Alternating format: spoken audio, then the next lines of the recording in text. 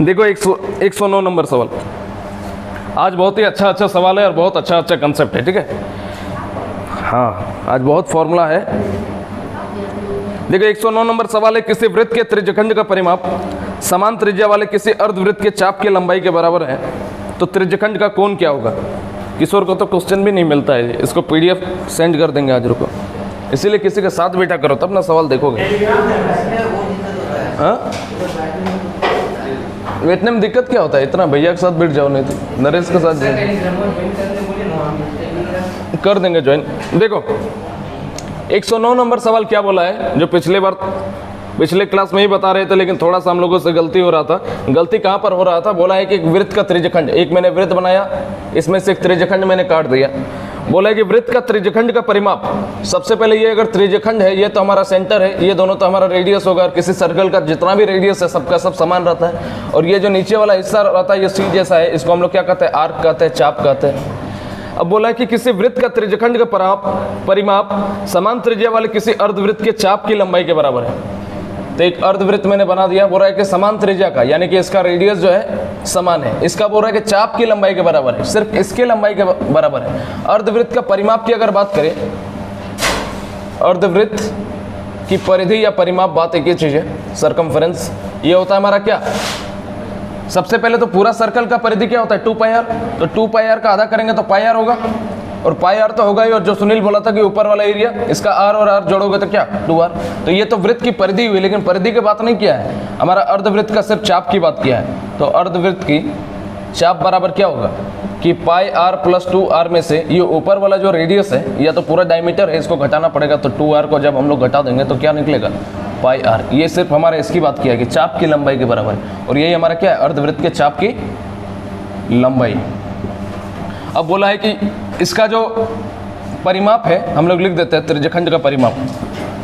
त्रिज्यखंड का परिमाप बराबर हमारा क्या हो जाएगा, परिमाप मतलब जोड़ते जाओ, ठीक है। ये सबको जो है तीनों को जोड़ दो, तो r + r + l कितना हो जाएगा, 2r + l। अब यही बोला है कि त्रिज्यखंड का जो परिमाप है ये बराबर है हमारा अर्धवृत्त के चाप की लंबाई की। कर दिया मैंने। l बराबर अगर बात करें तो πr - 2r। तो l बराबर r को कॉमन लोगे तो π - 2। ये है सवाल में हम लोगों से बोला है तो त्रिज्यखंड का कोण ज्ञात करें। ये जो त्रिज्यखंड है इसका एंगल निकालने के लिए बोला है। एंगल क्या होगा, तो हम लोगों को पता है कि कोण बराबर क्या होता है, चाप बटा त्रिज्या। कोण की अगर बात करें, यही तो निकालना है, चाप कितना है हमारा, r इंटू, यही तो चाप है l यानी कि चाप, r इंटू π - 2।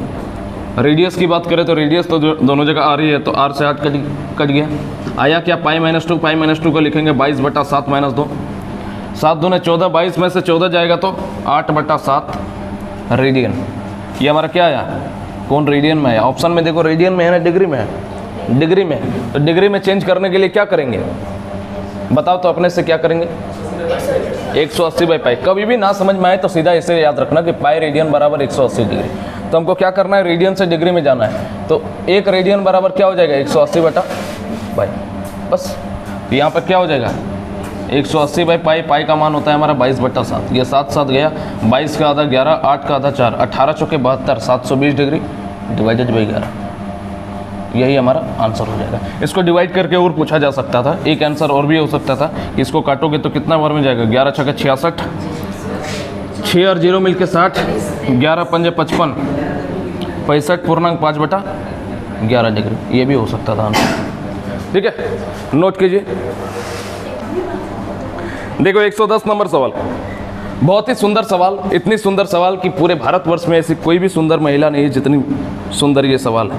देखो सवाल को पढ़ो। 110 नंबर सवाल है कि चांद का व्यास एक प्रेक्षक की आंख पर आधा डिग्री का कोण बनाता है।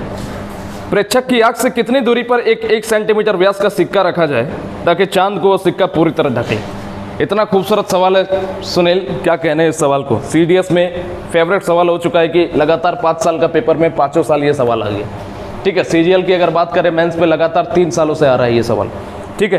पिछले साल से अपने आया, उसके पहले तक लगातार 3 साल तक आया था। नॉर्मल एग्जामिनेशन में नहीं आता है। सवाल को थोड़ा सा समझ लो। बोलोगे कि सवाल पढ़ने में तो थोड़ा अलग लग रहा है गुरुजी, ठीक है, लेकिन ये ट्रिगोनोमेट्री का ही सवाल है। देखो सवाल को समझो एक बार। जब क्या होता है, इधर सुनो, कि जब नया नया शादी होता है किसी का, तो क्या होता है कि हमने एक गाना सुनाया था ना आपको कि अगर तुम मिल जाओ तो ज़माना छोड़ देंगे हम। तो ये कब होता है कि जब नया नया शादी हुआ, बीता 2 महीना 4 महीना 6 महीना बीता, लेकिन जैसे ही ये शादी बढ़ करके 5 साल 6 साल में कन्वर्ट हो जाता है, उसके बाद अगर कोई पार्टी फंक्शन में जाता है तो अपना उसका जो पति होता है वो फंक्शन में जितने भी अगर बहुत ज़्यादा अगर ग्रुप है, उनकी सहेलियाँ है, तो अपना आँख का एंगल जो है इस तरह से वो बनाता है कि उसको बाकी सब दिखे लेकिन वो ना देखे।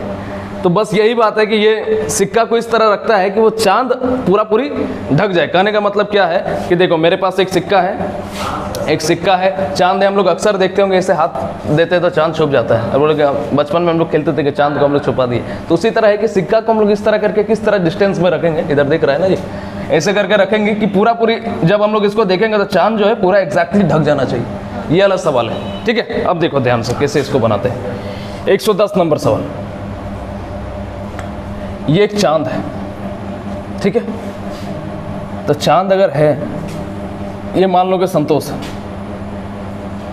ठीक है, ये संतोष है।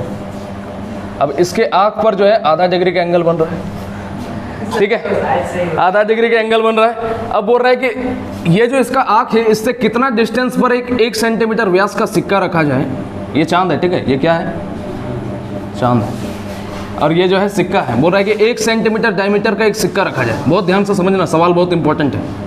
1 सेंटीमीटर, 1 सेंटीमीटर नहीं, 1 सेंटीमीटर ही ना बोला है, डायमीटर, ठीक है। 1 सेंटीमीटर व्यास का एक ऐसा सिक्का रखा जाए जिससे चांद जो है पूरी तरह ओवरलैप कर जाए, यानी कि ढक जाए। इस तरह का जब भी सवाल आता है तब ध्यान से समझना यहाँ पे कि ये जो हमारा सिक्का है, यहीं से हम लोग एक सर्कल ड्रॉ करते हैं, ठीक है। थोड़ा कॉम्प्लिकेटेड सवाल है लेकिन कोई बात नहीं, आसान इसको बना दिया जाएगा।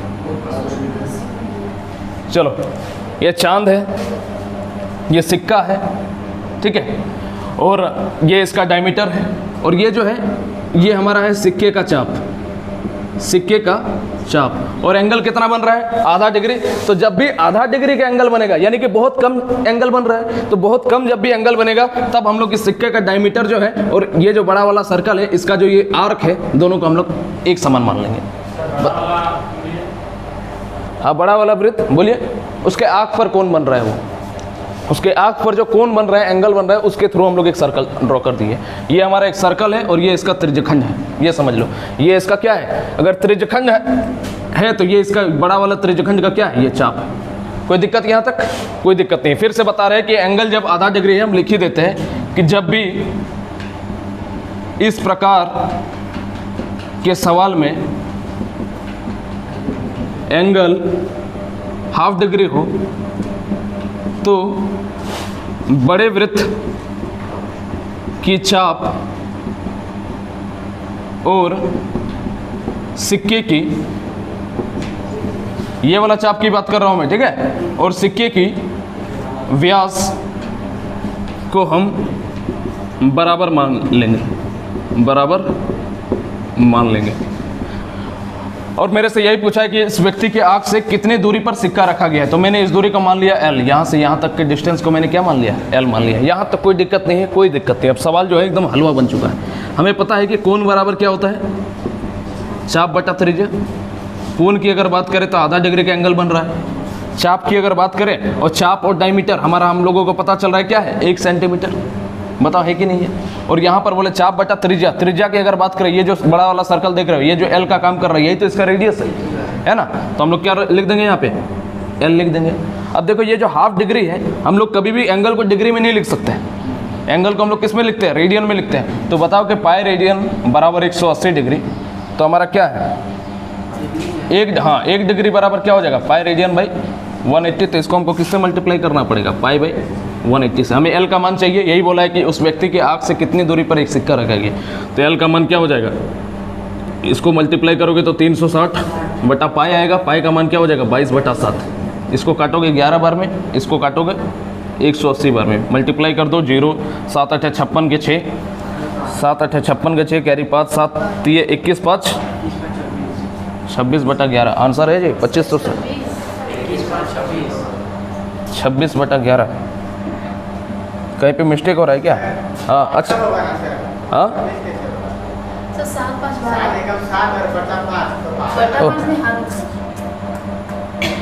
अच्छा 180 से मल्टीप्लाई कर रहे हैं ना, हम 3 से कर दिए थे।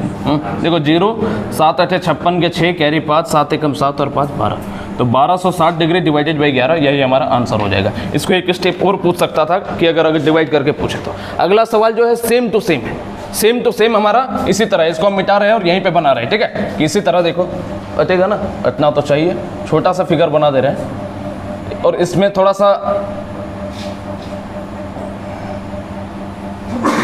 सेम फिगर है, ठीक है। 111 नंबर सवाल है, सेम सवाल ही है, ज़्यादा कुछ अंतर नहीं है। यहाँ पर देखो 111 नंबर सवाल क्या बोला, यदि चंद्रमा का कोणीय व्यास 30 डिग्री हो, जो गलती से मैंने लिखा है 30 डिग्री नहीं होगा, आधा डिग्री ही होगा, ठीक है। तो सेंटीमीटर, अच्छा लंबाई है ना तो सेंटीमीटर में होगा ना, चलो ठीक है। लेंथ है तो लेंथ हमेशा क्या होता है, सेंटीमीटर में होता है। देखो यदि चंद्रमा का कोणीय व्यास 30 डिग्री है, 30 डिग्री होगा ही नहीं, आधा डिग्री होगा। ये सवाल जब भी बनता है आधा डिग्री में ही बनता है, क्योंकि आधा डिग्री अगर हम लोग नहीं देंगे तो ये जो है सिक्के का डायमीटर और बड़ा सर्कल का चाप कभी भी बराबर हो ही नहीं सकता है। आधा डिग्री एकदम बहुत कम एंगल बन रहा है, तभी जाकर के हम लोग बराबर कर दे रहे हैं। और ये भी जो आंसर आया ना, ये हमारा एग्जैक्टली नहीं आया है, अप्रॉक्स में आया है, मानते हो कि नहीं सुनील, है ना। तो फिर बोला है कोणीय व्यास अगर 30 डिग्री है, 30 डिग्री नहीं होगा, वहाँ आधा डिग्री है, तो आग से कितनी दूरी पर 4.4 सेंटीमीटर व्यास का एक सिक्का रखा जाए ताकि वो सिक्का चांद को पूरी तरह से ढक ले। देखो सेम टू सेम सवाल है, यहाँ पर बोला है व्यास कितना है 1 सेंटीमीटर, यहाँ पर व्यास के बारे में बात कर दिया, यहाँ लिख देते हैं d बराबर हमारा है 4.4 सेंटीमीटर। कोई दिक्कत? कोई दिक्कत नहीं है। यहाँ से मैंने मान लिया कि l लंबाई पर एक सिक्का रखा गया है, ये सिक्का है और ये हमारा क्या है, ये चांद है, कोई दिक्कत नहीं है। कोण बराबर हमारा क्या होता है, चाप बटा त्रिज्या, और कोण हमें पता है कि रेडियन में होता है, तो पाई बाई 180 में हम लोग मल्टीप्लाई कर देंगे। बराबर क्या होता है, चाप बटा त्रिज्या, और हमारा ये चाप, ये जो चाप है और इसका जो क्या बोलते हैं व्यास है, दोनों हमारा आपस में बराबर हो जाएगा, तो ये कितना हो जाएगा 4.4।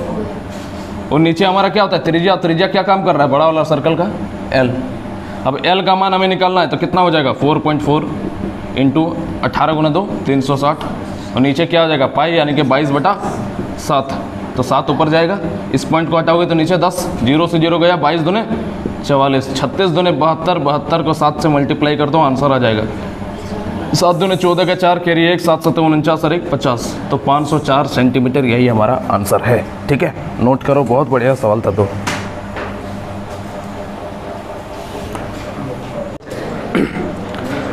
अब अपनी सीट बेल्ट बांध लो, ठीक है, क्योंकि अब जो है फॉर्मूला की बरसात होने वाली है। इस पॉइंट का नाम मैं दे देता हूँ VIP पॉइंट। हाँ, इस पॉइंट को याद रखोगे, क्योंकि CGL में 10 सवाल आता है ट्रिगोनोमेट्री से, और 10 सवाल में से डेफिनेटली मैं लिख करके दे सकता हूँ कि 5+ क्वेश्चन जो है वो इसी सेक्शन से रहता है, VIP पॉइंट से। इस सेक्शन में जितना फॉर्मूला होता है, इस सेक्शन से के फॉर्मूला से जितना सवाल बनता है, अभी तक जो सवाल हम लोग पढ़े, जितना सवाल हम लोग पढ़े 108 से पहले तक, उतना आप लोगों के लिए सफिशिएंट है, छोटा मोटा एग्जामिनेशन के लिए, 10th लेवल के लिए या CHSL के लिए, उतना सवाल मात्र काफ़ी है, ठीक है, उससे बाहर कुछ नहीं होगा। लेकिन ये वाला जो सेक्शन है, इससे भी कुछ कुछ सवाल आता है, ठीक है, लेकिन इसमें हम लोग सारा स्टैंडर्ड लेवल का सवाल देखेंगे। यानी कि CGL में 10 सवाल में से 5+ डेफिनेटली हर बार हमारा इसी सेक्शन से रहता है, ठीक है। और देखते हैं कि कितना फॉर्मूला आप लोगों को बचपन के क्लासेस में याद है। साइंस वाला जो होगा वो बता देगा, आर्ट्स वाला है उसको मुश्किल होगा, साइंस में लोग पढ़ा है ये सब। बताओ कि sin A + B का फॉर्मूला क्या होता है, थोड़ा सा इधर लिखते हैं, थोड़ा सा इधर लिखते हैं, आ रहा है पूरा, आ रहा है। sin A + B बराबर sin A × cos B plus cos A × sin B। बहुत बढ़िया, देखते हैं कितना फॉर्मूला कहाँ पे रुकते हो, देखते हैं। sin A - B sin A × cos B minus cos A × sin B। अब अगला गौरव बोलेगा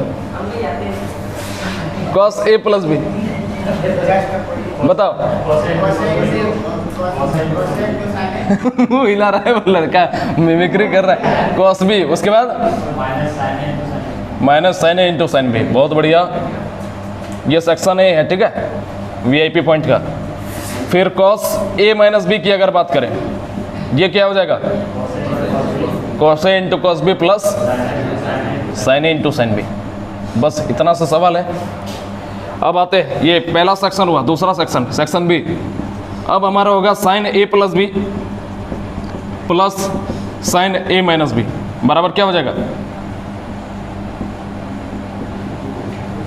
बस शांत हो गया सब? इतना में अटक गया क्या? इतने में अटक गया जी? क्या बात कर रहे हो यार, मज़ा नहीं आया। साइन ए माइनस बी बराबर,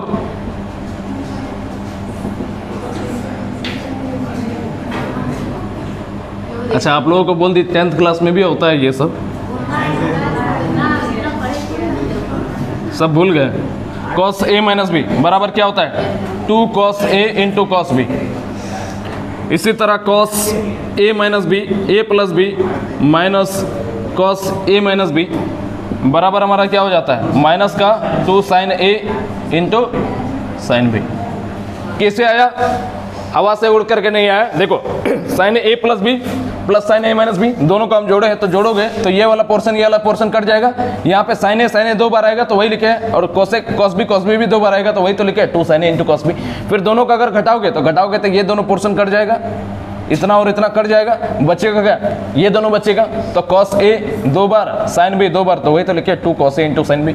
उसके बाद यहाँ पे भी इसी तरह जब दोनों को जोड़ेंगे तो ये वाला पोर्शन कट जाएगा तो सिर्फ ये वाला आएगा 2 बार cos A 2 bar cos B तो वही लिखे 2 cos A into cos B. और जब दोनों को घटाओगे तब ये दोनों पोर्शन कट जाएगा, बचेगा क्या? ये वाला। तो ये माइनस का sign A into sine B और ये फिर हो जाएगा हमारा माइनस का sign A into sine B. तो 2 बार माइनस में सब आ रहा है तो minus 2 sign A into sine B. कोई दिक्कत यहाँ तक?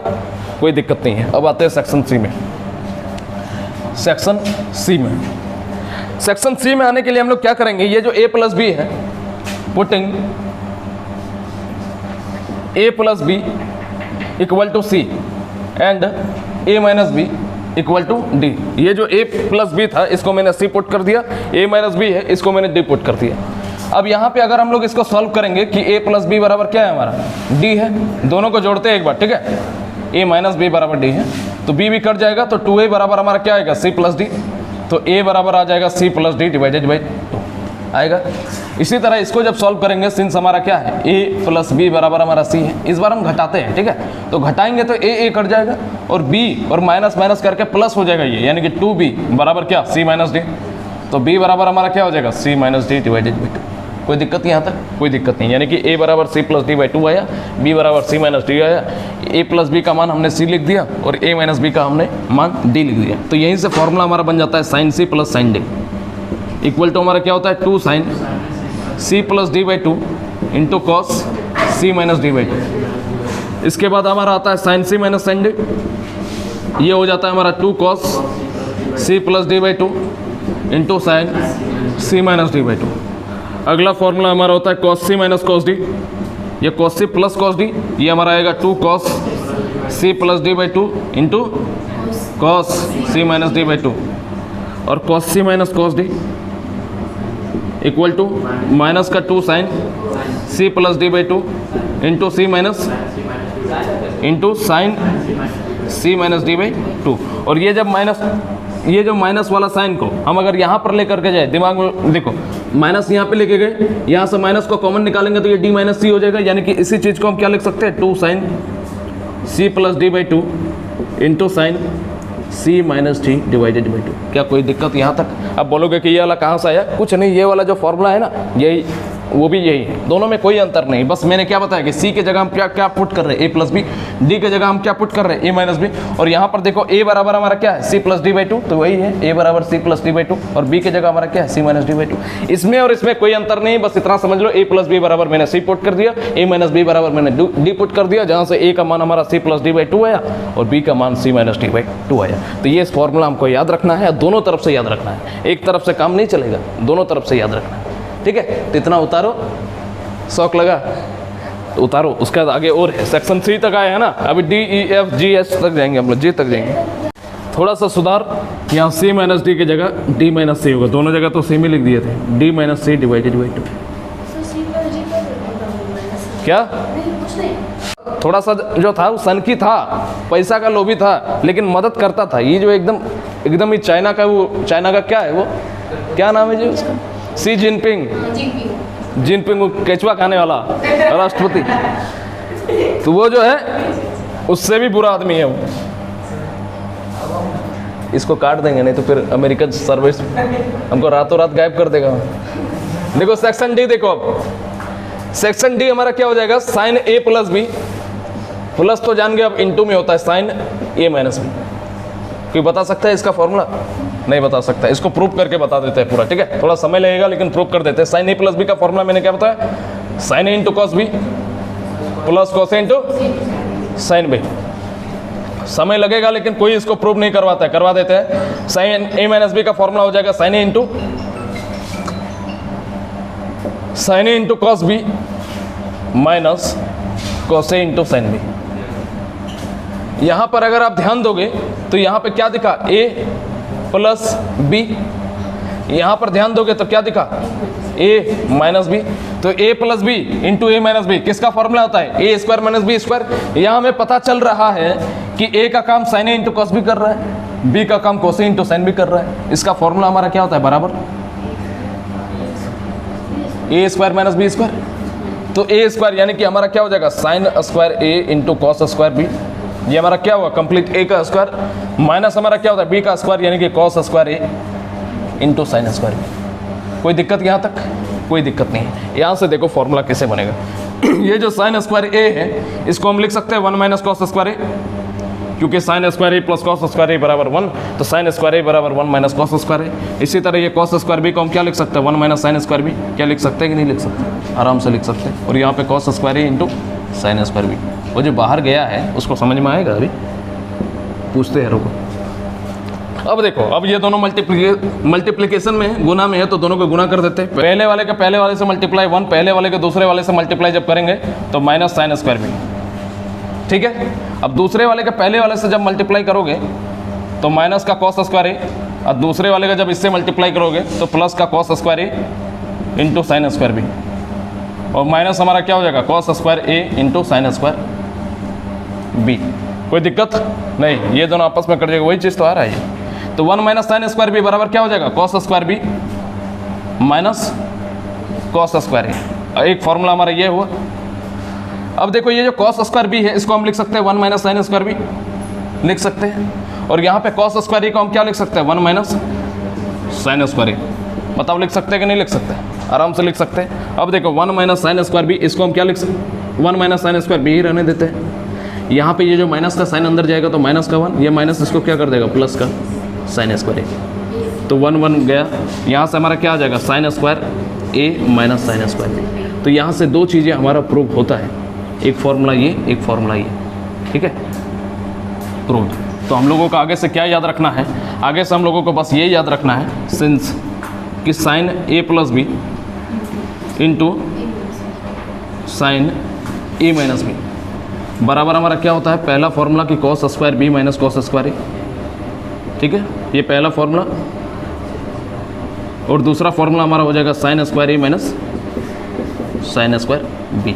ये बात को आप लोग याद रखोगे, डायरेक्ट किताबों में यही लिखा हुआ रहता है, लेकिन ये कहाँ से आया? अभी हम लोगों को यहाँ से ही आता है। यहाँ तक समझने में किसी को कोई दिक्कत? और एक चीज़ इसमें समझाएंगे, इतना उतारो, बहुत आज थ्योरी बहुत है, ठीक है। सेक्शन नंबर ये क्या है? डी है ना, डी में भी अभी एक और फॉर्मूला है। अच्छा, इसको प्रूव करके दिखा सकते हो क्या?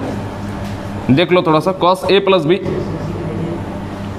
Into cos A minus B, same to same तरीके से प्रूव होगा। सेम टू सेम तरीके से अगर प्रूव कर पाओ तो इसके बराबर हमारा होता है cos square B minus sine square A, और दूसरा होता है हमारा cos square A minus sine square B. दो का फॉर्मूला होता है, सेम टू सेम इसी तरीके से प्रूव होगा। अगर प्रूव कर दोगे तो मान जाएंगे हम, और नहीं कर पाओ तो कर देंगे, और क्या। इसके बाद ट्राई करना तो हाँ उतार लो, उसके बाद पहले इतना उतारो यहाँ तक, उसके बाद इसको प्रूव करना, ठीक है। चलो दूसरा जो फॉर्मूला बताया वो आप लोगों ने प्रूव कर लिया है, उम्मीद करते हैं कि आप लोग भी प्रूव कर लोगे, ठीक है। उसको प्रूव नहीं कर रहे, कभी दिक्कत होगा तो व्हाट्सएप में मैसेज करना या तो फिर कमेंट कर देना, हम उसका प्रूफ दे देंगे। देखो समय नहीं है एक एक चीज़ प्रूफ करने का। अब सेक्शन ई में आते हैं, इसी का वीआईपी पॉइंट का सेक्शन ई में आते हैं। इसमें तीन फॉर्मूला हमारा होता है, sine theta into sine 60 minus theta into sine 60 plus theta. किसी को याद है ये फॉर्मूला? ये क्या होता है? 1/4 साइन 3 थीटा। इसी तरह कॉस थीटा, इसको भी प्रूव नहीं करेंगे, और एक चीज़ प्रूव करेंगे तो पता चलेगा कि 6 महीना लगेगा। कॉस 60 प्लस थीटा और हर काम अगर हम ही कर देंगे तो आप लोग क्या करोगे? यूट्यूब में इतना सारा, यूट्यूब में इसका सॉल्यूशन डेफिनेटली होगा, तो वहाँ से सर्च करो। अगर सब चीज़ हम ही बता देंगे तो आप लोग किस काम के लिए? क्योंकि हर एक चीज़ का प्रूफ नहीं बताएंगे। ये वाला जो याद हो जाएगा आसानी से, उसका प्रूफ हम नहीं बताएंगे। देखो यहाँ इसको याद कैसे करोगे? साइन साइन साइन, 3 बार साइन आया तो साइन 3 थीटा, और 1/4 जो है हमेशा रहेगा ही रहेगा। इतना आप याद कर सकते हैं। तीसरा फॉर्मूला इसका होता है tan theta into tan 60 minus theta into tan 60 plus theta. ये हमारा होता है सिर्फ tan 3 थीटा। इस बार सिर्फ tan 3 थीटा क्यों हुआ बता दूं? क्यों हुआ? सिर्फ यहाँ 1/4 क्यों नहीं आया? क्यों नहीं आया 1/4?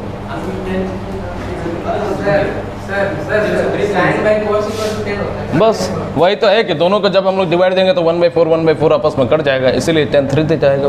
इतना सा सवाल में फंस जाता है। देखो आप सेक्शन ई के बाद एफ, सेक्शन एफ में होता है हमारा साइन 2 थीटा को जानते हो? साइन 2 थीटा का फॉर्मूला क्या होता है? इसको तो बता दो। 2 साइन थीटा इंटू, या तो फिर ऐसे बोलो ना 2 sine theta into cos theta. ये नहीं होता है क्या? ये भी होता है। तो इसके बहुत सारे फॉर्मूले होते हैं, जिसमें से हमारा एक ये है। अब आगे का फॉर्मूला बनाने के लिए इसको कॉस थीटा से इंटू कॉस थीटा से डिवाइड करते हैं। पहला फॉर्मूला तो हमारा यही हो गया, ठीक है, 1 नंबर फॉर्मूला। 2 नंबर फॉर्मूला इसका क्या होगा? जब मैंने इसको कॉस थीटा से मल्टीप्लाई किया तो साइन 2 थीटा बराबर हमारा क्या हो जाएगा? अगला फॉर्मूला, इसका दूसरा फॉर्मूला आप देखोगे कि 2 साइन थीटा है, 2 है, sine theta by cos theta होगा तो ये क्या बन जाएगा? tan थीटा हो जाएगा। कॉस थीटा आपस में कट जाएगा, और ये बचेगा क्या? Sine by cos, cos cos, only cos theta. बनेगा कि नहीं बनेगा? तीसरा फॉर्मूला इसका क्या बनेगा? साइन 2 थीटा बराबर कि 2 tan थीटा और डिवाइडेड बाई कॉस थीटा को अगर नीचे लेकर के आएंगे तो क्या हो जाएगा? सेक थीटा, ठीक है।